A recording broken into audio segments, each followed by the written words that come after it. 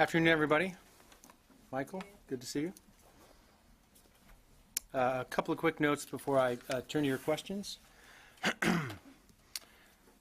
First, a number of you have asked about reports of airstrikes in Idlib province, Syria, targeting al-Qaeda members. I can confirm today that the United States conducted a series of precision airstrikes this week in northwestern Syria against al-Qaeda operatives, strikes that further weaken al-Qaeda's ability to threaten the United States. On Sunday, January 1st, U.S. forces struck 2 al-Qaeda vehicles that had departed a large headquarters near Sarmada, Syria. On Tuesday, January 3rd, U.S. forces struck the headquarters itself, targeting multiple vehicles and structures. Al-Qaeda's foreign terrorist fighter network used this headquarters as a gathering place, and their leaders directed terrorist operations out of this location. We continue to assess the results of these strikes, but our initial assessment is that the January 1st strike killed 5 al-Qaeda militants and destroyed 2 vehicles, and January 3rd strike killed more than 15 militants, destroyed 6 vehicles and 9 structures. Again, our assessment here is ongoing, but we are confident these strikes will degrade al-Qaeda's ability to direct operations in Syria and beyond. As you know, al-Qaeda remains committed to carrying out terrorist attacks against the United States, our interests, and our allies and friends. We will continue to take actions to deny any safe haven for al-Qaeda in Syria, and we will not allow al-Qaeda to grow its capacity to attack the United States or our allies around the world, and these strikes demonstrate that commitment. Second, I know you got an update yesterday from Colonel Dorian on progress in the counter-ISIL campaign, but even in the last 24 hours, we have again continued to see additional gains in both Iraq and Syria that I would like to detail briefly, if I could. In the campaign to liberate Mosul, Iraqi security forces have made progress both in liberating new neighborhoods and in clearing areas already liberated. They have further linked the various axes of advance into Mosul, which, as we've mentioned previously, makes the ISF's job easier and ISIL's job more difficult. Of course, the global coalition continues to support Iraqi forces with airstrikes, 8 in the last 24 hours in support of the Mosul operations, as well as assistance from the ground. Meanwhile, in Syria, Syrian Democratic forces continue to liberate territory on the way to Raqqa. SDF forces have now advanced to within 7.5 kilometers of Tabqa Dam and continue to make progress in clearing areas north and west of Raqqa. And in support of these operations, the coalition in the last 24 hours conducted 10 airstrikes, including strikes against both tactical units and the oil infrastructure that provides ISIL's shrinking financial support. Some operational deployments as well to update you on. Starting today and including tomorrow, ships and units from the Carl Vinson Strike Group will depart San Diego for a regularly scheduled deployment to the Western Pacific. The Nimitz-class aircraft carrier USS Carl Vinson, Carrier Air Wing 2, and embarked destroyer Squadron 1 will deploy with Ticonderoga-class guided missile cruiser USS Lake Champlain and Arleigh Burke-class guided missile destroyers USS Michael Murphy and USS Wayne E. Meyer. Homeported in Pearl Harbor, Hawaii, Michael Murphy will join CVNSG later this month as the strike group makes its way to the Western Pacific. CVNSG will deploy with approximately 7,500 sailors and will focus on maritime security operations and theater security cooperation efforts. The strike group assets will conduct bilateral exercises in the Indo-Asia-Pacific region to include anti-submarine warfare, maneuvering drills, gunnery exercises, and visit board search and seizure subject matter expert exchanges. And separately, on the deployment front, the United States is demonstrating its continued commitment to collective security through a series of actions designed to reassure NATO allies and partners of America's dedication to enduring peace and stability in the region in light of the Russian intervention in Ukraine. Tanks, trucks, and other equipment are scheduled to arrive in Europe this weekend, beginning a 9-month rotation of U.S. Army forces supporting Operation Atlantic Resolve. The arrival of troops and equipment from 3rd Armored Brigade Combat Team, 4th Infantry Division out of Fort Carson, Colorado, marks the beginning of the continuous presence of an ABCT and back-to-back rotations of U.S. troops and equipment in Europe. After the equipment arrives at Bremerhaven, Germany, it will move by rail, commercial line haul, and military convoy to Poland. The personnel and equipment will later be relocated throughout the region for training and exercises with European allies. This effort is part of our European Reassurance Initiative to maintain persistent rotational presence of air, land, and sea forces in Central and Eastern Europe. And with that, I'd be happy to take your questions. Lita Baldwin. Peter, can you bring us up to date a bit on the situation with Turkey? Has the Secretary had any discussions with his counterpart about the ongoing sort of rhetoric that's been going back and forth about whether or not there is an actual threat by the Turks to limit or close access to Incirlik? And has there been an offer of additional aid, military aid, to Turkey? Where does that stand? Or have the Turks requested aid in some fashion for their fight in Al-Bab, and is that being discussed? Can you just fill us in on some of that? I will update you to the extent I could, Lita, but you're quite honestly not going to hear much more than you heard yesterday from Colonel Dorian, because this is the focus of ongoing discussions between the United States and Turkey, our coalition partner, our NATO ally. These are discussions, as you've heard from me and from Colonel Dorian as well, both at the highest levels of our government as well as military-to-military channels. And this is an ongoing conversation, and I'm not going to read out what those discussions are at this point, other than to say that we and Turkey both share the desire to defeat ISIL in Syria and elsewhere, and that this effort in Al-Bab is an important effort aimed at ISIL, and we're going to do again, continue our conversations and try and coordinate our activities so that we maintain the most pressure on ISIL, not just in Syria, but also in Iraq across the board. Has the Secretary had any conversations with his counterpart? I don't have any conversations to read out for you here. So you're not saying he hasn't, you're just saying I don't you have any want conversations to read out here.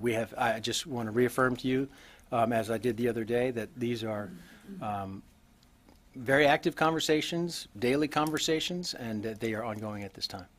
And can you say whether the U.S. is prepared to provide additional military support to Turkey? We're having this conversation to find out the best and most effective way to support the broader ISIL campaign, including in Al-Bab. And we are having that conversation with Turkey about the best way to do that.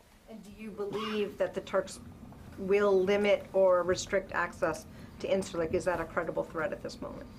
Listen, you heard Colonel Dorian, and you've heard me say how important Incirlik is to our operations, how much the coalition appreciates access to Incirlik as part of this campaign. And we certainly will continue to have our conversations with Turkey and make that point clear. And we will. It's a valuable and important part of our operations, and we certainly hope and expect that it will continue. Well, just a final follow-up. I understand all that, but other than the public comments being made by some of the Turkish leaders, has there been a direct conversation from the Turks to the U.S. saying that they want the U.S. to leave Incirlik? Has there been any direct conversations other than what you've heard them say publicly? Listen, we continue to have our private conversations with the Turks. I'm not going to get into all of our discussions with the Turks, but we are operating out of Incirlik right now. We're, again, very appreciative of the access that we have to Incirlik, the coalition has to Incirlik, and we look forward to that continuing. Yes, Paul. Peter, to follow up on that, the Turkish president said yesterday, I believe, that they're anticipating being able to retake Al-Bab shortly. And then after them, they're going to focus on other towns, most notably Manbij, where he said where terrorists are resting. Are you aware of any other significant terrorist forces that are currently holed up in Manbij? The last we heard, that town had been liberated. Our assessment of Manbij has not changed, that ISIL's been defeated in Manbij. And we think that's a good thing, that's a significant thing. There were significant efforts made by the coalition and others to make that happen. And we believe the best focus right now is, again, to remain focused on ISIL wherever it may be. And the coalition's assessment right now is that ISIL is in other parts of Syria. So with this apparent pledge from the Turkish president, what concerns do you have that the Turkish armed forces might be going after the Kurdish forces that are currently in Manbij, securing it? Again, the focus for the coalition for the United States remains on ISIL, and we think that should be the focus of the coalition. And then moving over to Iraq, Colonel Dorian said yesterday there are about 450 coalition advisors now involved in the Mosul operation, including some who have gone into the city. Can you say at what level now U.S. advisors are embedded with headquarters of the conventional Iraqi units? I know The last we heard, I thought it was at the division level, but they had clearance to go farther down. Do you know how far down the chain of command? I think we've talked about this in the past, that there have been separate from the Special Operations Forces, that there is the capability, the authority to go down to the battalion level. And there has been at least one instance in the past. Specifically, we talked about it, the efforts with an engineering unit that assisted with bridging related to the movements around Kiara. And I'm not aware of it extending beyond that at this point. But I also can't rule it out. General Townsend has this authority to use as he sees fit, but I'm not aware that it's been used beyond that. So is it safe to say then that the Americans who are advising the Iraqi forces in Mosul are with either CTS or the PESH then? I think, again, they're with headquarters elements in most cases. With the conventional Iraqi forces, they're at providing advice and assistance at the division levels with the leadership. And I can't tell you with, again, precision here, because I honestly don't know whether General Townsend has used that more recently at a lower level.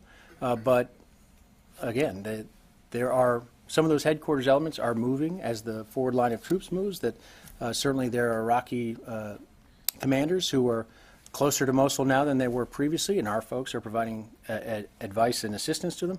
Likewise, though, I want to make clear that not all these folks are specifically tied to Mosul. We have advisors right now, for example, in Baghdad.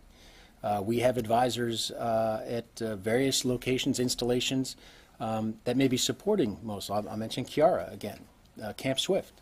So we have forces in a variety of positions, advisors in a variety of positions, not necessarily right even on the outskirts of Mosul.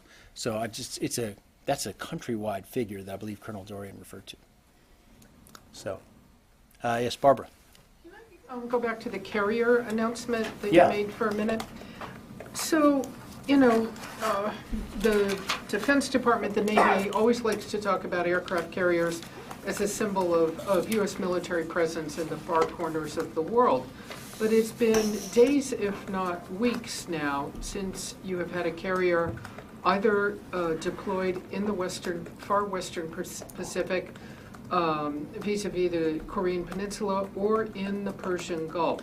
So in both cases, starting with the presence to counter North Korea, while you have other assets, what should people take away from the fact that the Navy has not had a deployable carrier for weeks in the two acknowledged hotspots, the Persian Gulf and off Korea?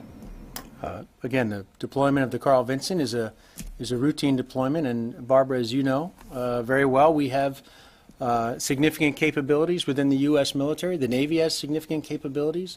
They are not all limited to aircraft carriers, and so those deployments are determined based on, again, operational needs, operational requirements, and we make adjustments accordingly. And we have had a significant presence in both those areas, and we'll continue to have a significant presence, even though we may not at any one particular time have an aircraft carrier there.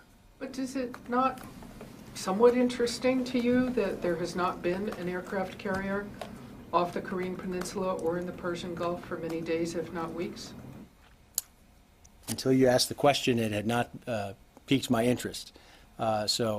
Again, Barbara, we have significant capabilities. We've walked through some of what we do on a daily basis with regard to the threat from North Korea.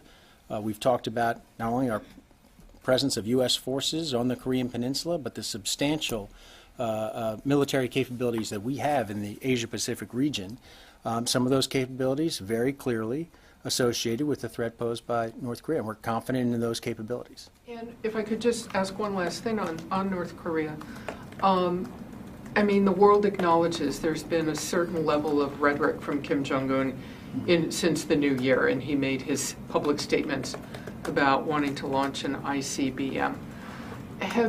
Are you able to say, understanding that you don't want to talk about intelligence, nonetheless, what can you say? Have you seen any signs of movement inside North Korea of their military capability or leadership that concern you? And do you find that since the new year, when he made his statements and other statements were made inside the United States, that you want to watch North Korea any more closely than you already do? Barbara, we watch North Korea closely every single day for understandable reasons. And I am not going to get into intelligence matters here, and I'm just going to say that our forces remain ready, as the slogan goes, to fight tonight in South Korea along the border. We remain vigilant in terms of watching the actions of the North Koreans and obviously the rhetoric that we hear from North Korea, and we will continue to do so. And today is no different than yesterday, and tomorrow will be the same. Yes. Journalist, Welcome. Thank you.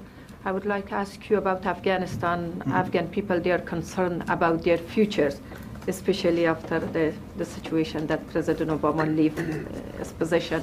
What do you think U.S. 15 years involvement in Afghanistan? Do you think that U.S. successful in Afghanistan and U.S. was successful in Afghanistan during this 15 years?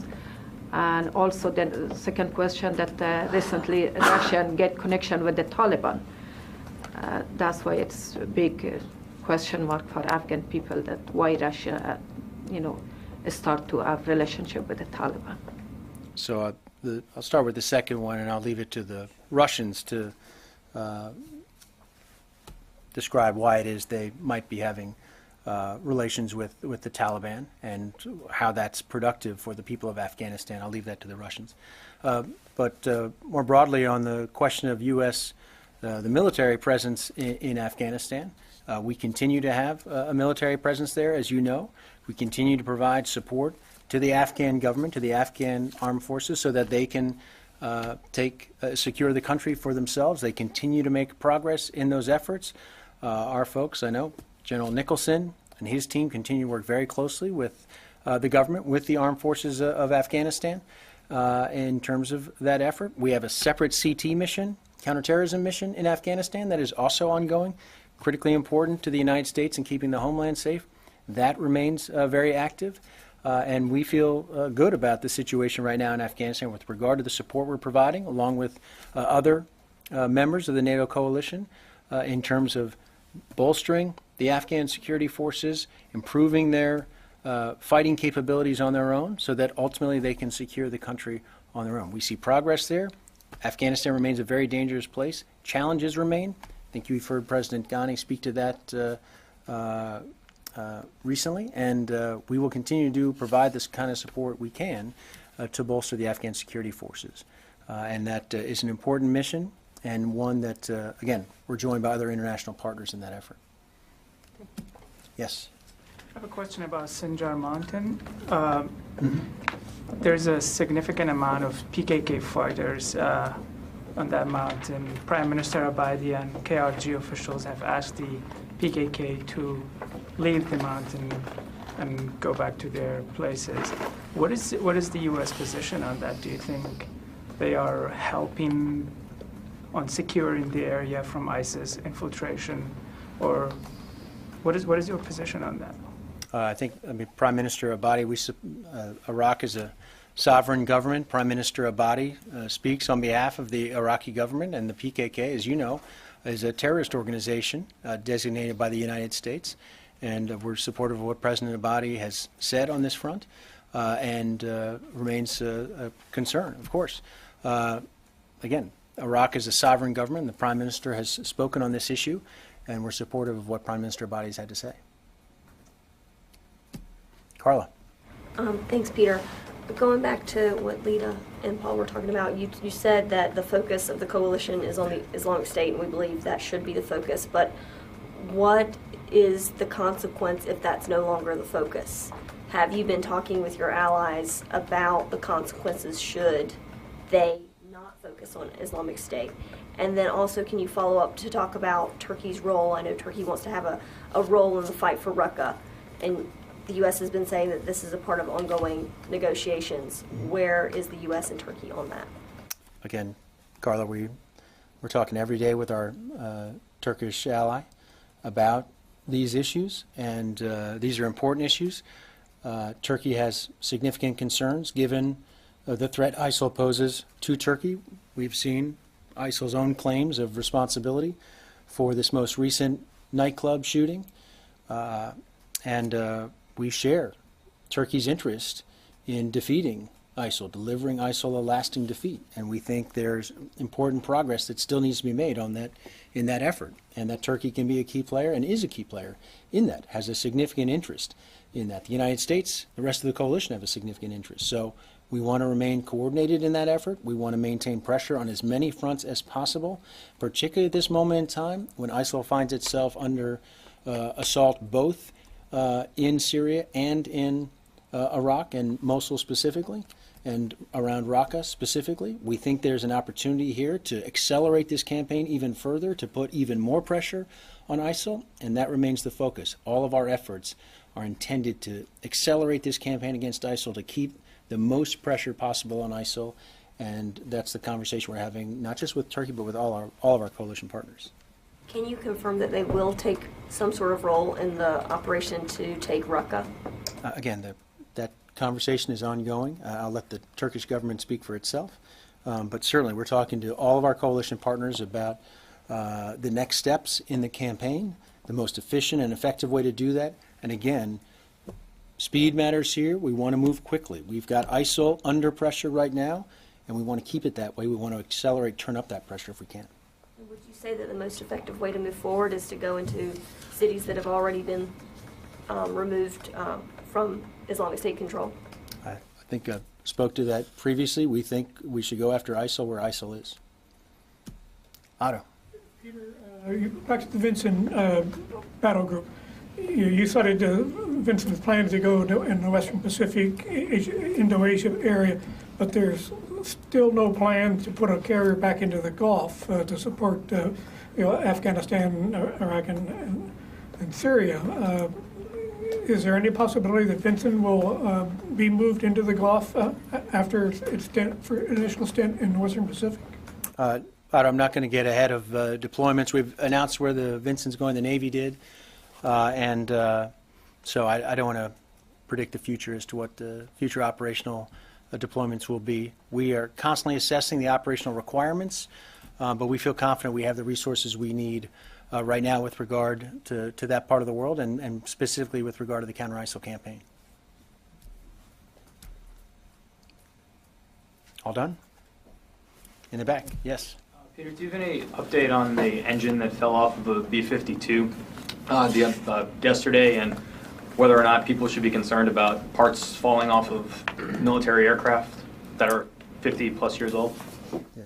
I don't have a specific update on that. I would refer you to the Air Force if they've got any more details, or specifically to Minot about what happened in that incident. Obviously, it's a concern and something that we'll want to investigate fully, but I don't have a specific update for you. Okay. Thanks, everyone.